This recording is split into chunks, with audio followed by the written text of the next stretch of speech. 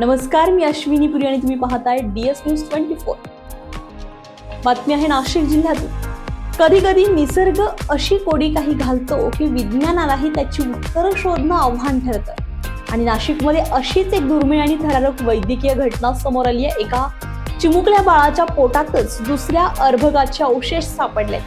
मात्र डॉक्टरांच्या यशस्वी शस्त्रक्रियेमुळे या बाळाला नाशिकमधील SMBT रुग्णालयात पिटसिन P2 ही अत्यंत दुर्मिळ शस्त्रक्रिया यशस्वीरित्या पार पडली। बालरोग शस्त्रक्रिया तज्ञ डॉक्टर अंजली चितळे यांच्या नेतृत्वाखालील पथकानं शरण्या सागर ठुंबरे या चिमुकल्या बाळाच्या पोटातील अविकसित अर्भकाचे अवशेष सुरक्षितरित्या बाहेर काढले। सुरुवातीला बाळाचं पोट फुगणं, उलट्या होणं आणि दूध न पचणं अशी साधी लक्षणं दिसत होती।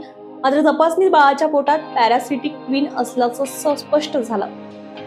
त्यानंतर करण्यात आलेल्या गुंतागुंतीच्या शस्त्रक्रियेत डॉक्टरांनी अत्यंत काळजीपूर्वक हे अवशेष वेगळे केले।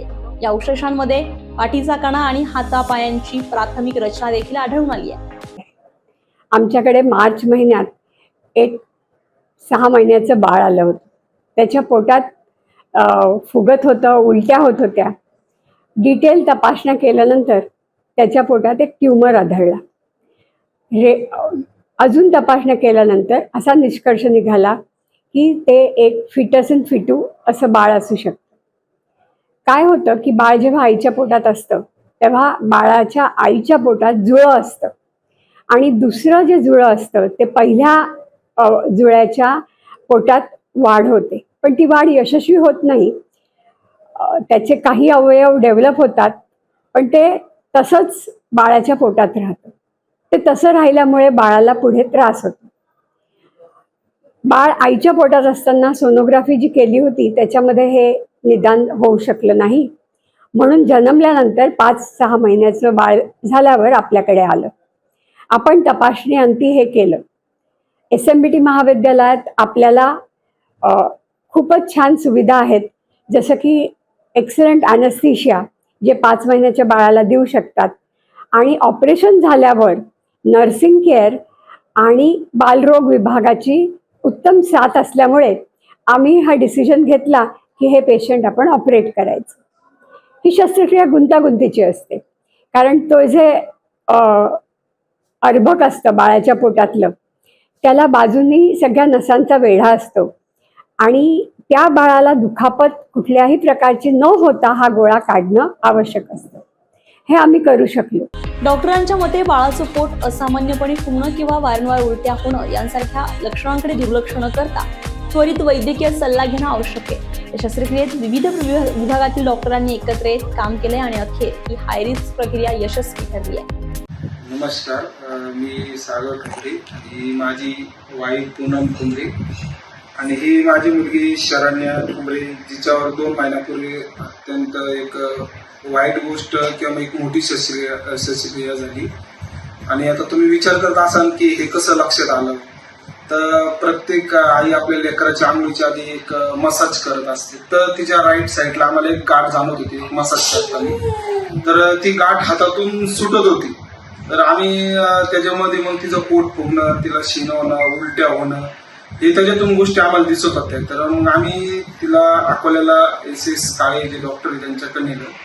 तर त्यांनी हात लावल्याबरोबर आम्हाला सांगितलं की तुम्ही सोनोग्राफी करा। सोनोग्राफी केल्यानंतर आम्हाला असं लक्षात आलं की तिच्या पोटात एक टेराटोमा जे फिटस आहे। तर ते बोलले तुम्ही लवकरात लवकर बेस्ट सिटी चॉईस करा, चांगले डॉक्टर सर्जन पाहून तुम्ही लवकरात लवकर मुलीचं ऑपरेशन करा। तर मग आम्ही हे रिपोर्ट आम्ही प्रत्येक भारतवाणी जे संगमनेरमध्ये सर्जन आहेत त्यांना पाठवलं। त्यांनी पाठवल्यानंतर आम्हाला SMBT हॉस्पिटलचं आम्हाला त्यांनी सजेस्ट केलं आणि आम्ही तिथं ऍडमिट झालो। तर तिथं ऍडमिट झाल्यानंतर माझ्या मुलीचं सर्व त्यांनी पुन्हा एकदा सर्व टेस्ट केलं, जे सोनोग्राफी, CT स्कॅन, जे काय एक्सरे वगैरे जे सर्व काढले। त्याच्यातून त्यांनी सांगितलं, जे डॉक्टर अंजली चितळे आहेत त्यांनी सांगितलं की आपल्याला ऑपरेशन लवकरात लवकर करावं लागेल। तर त्यांनी आम्हाला सांगितलं का बाबा आम्ही मुलीची गॅरंटी घेत नाही म्हणून, कारण की ऑपरेशन मोठं आहे आणि ह्याच्यामध्ये ते बोलले की तुम्हाला एक हे म्हणावं लागेल का तुम्हाला लवकर ती गोष्ट समजली, तुम्ही लक आहेत का तुम्ही लवकर मुलीला घेऊन आले। आणि आम्ही होकार दिला, त्यांनी आम्हाला काही गोष्टी समजून सांगितल्या। ऑपरेशन मोठं आहे, काही पण होऊ शकतं, मुलीची गॅरंटी घेत नाही, पण म्हणतो आपण डॉक्टर एक देव असतो। तर आम्ही त्या हिशोबाने आम्ही डॉक्टरला सर्व सोडून दिलं आणि ते ऑपरेशन त्यांनी केलं. ज्या मॅडमचं वय आहे 75 आणि अनुभव आहे 65 वर्षाचा, एकदम बेस्ट डॉक्टर. त्यांनी या मुलीचं ऑपरेशन केलं आणि ऑपरेशन सक्सेस झालं. त्याच्यामुळं तिला कोणत्याही प्रकारचा तिला इजा झाली नाही किंवा कोणत्या गोष्टीचं तिला काहीच लागलं. एकदम प्रॉपर ऑपरेशन झालं, टाकी पण व्यवस्थित लागली ना. आता हे तुम्ही पाहत असाल मुलगी एकदम हसती खेळते आहे. त्याच्यामुळे मी SMET हॉस्पिटल, तिथले स्टाफ, डॉक्टर अंजली चितळे यांचं मी खूप आभार मानतो. आणि आज जी मुलगी पाहत आहे तुम्ही खेळताना, हे सर्व त्यांच्या आशीर्वादाने म्हणा किंवा त्यांच्या सहभागितीमुळे सर्व झालेले, त्याच्यामुळे मी त्यांना धन्यवाद देतो.